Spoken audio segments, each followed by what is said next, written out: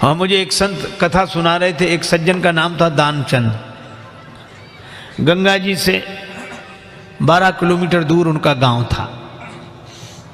दानचंद को भगवान ने संपन्नता तो दी थी, धन तो दिया था, लेकिन लोभ ही इतने थे कि लोगों ने व्यंग में ही उनका नाम दानचंद रख दिया था।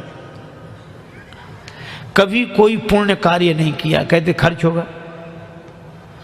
तो पत्नी ने कहा कि गंगा जी नहाया 12 किलोमीटर दूर हैं, इसमें क्या खर्च हो रहा है, चले जाओ।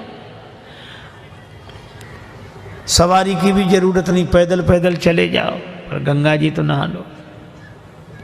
ठीक है, बहुत कहा तो सोचा जीवन में एक बार गंगा जी नहा लें, क्या हर्ज है, 12 किलोमीटर दूर है गंगा जी, जा पैदल पैदल गया।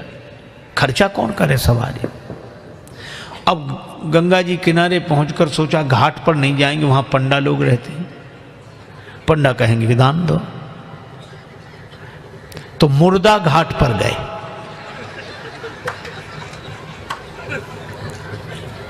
अब मुर्दा घाट तो खाली रहता, कभी कभी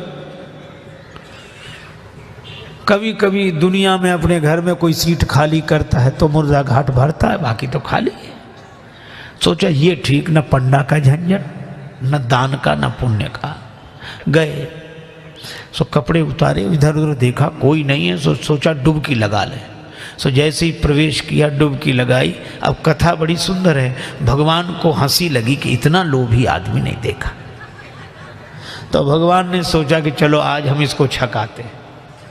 तो दानचंद ने देखा इधर उधर कोई नहीं था, पर गंगा जी में जैसे ही डुबकी लगा के और बाहर निकले, वैसे ही पंडा के रूप में भगवान उपस्थित। यजमान की जय हो।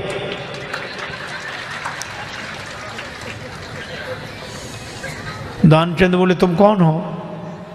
भगवान ने कहा कि हम पंडा हैं, संतोषी ब्राह्मण हैं, इसी घाट पे पड़े रहते हैं। दानचंद बोले मुर्दा घाट भी नहीं छोड़ा।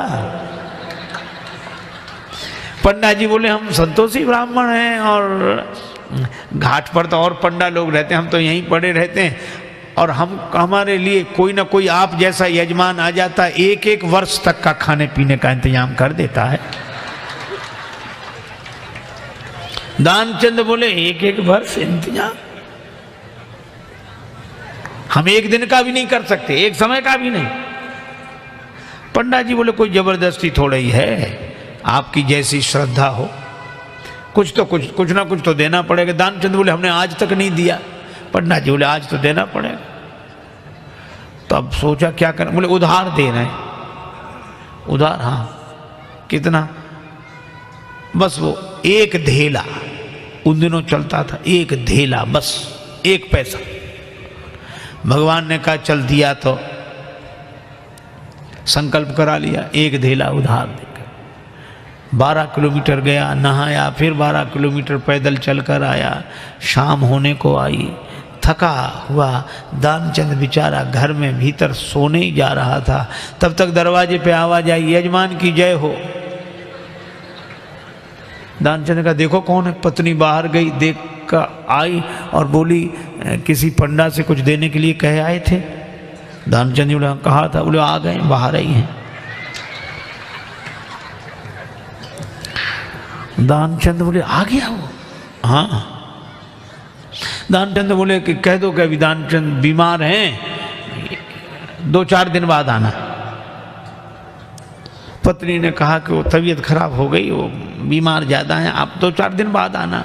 पंडा जी बोले दान मिले चाहे ना मिले, पर हमारे संकल्प में वो हमारे यजमान बीमार हो, ऐसे संकट के समय यजमान को छोड़ना धर्म नहीं, हम भी यहीं रहेंगे जब तक वो स्वस्थ नहीं हो जाते, यहीं इंतजाम कर दे। आप तो सामग्री ला दो, हम तो बना लेंगे अपने हाथ से भोजन। पत्नी ने फिर जाके कहा, पर दानचंद भी अद्भुत आदमी, कहने लगा नहीं जा रहा ना, वो लोग कह रहे यहीं रहेंगे जब तक बीमार रहोगे। दानचंद बोला तो कह दो मर गए वो।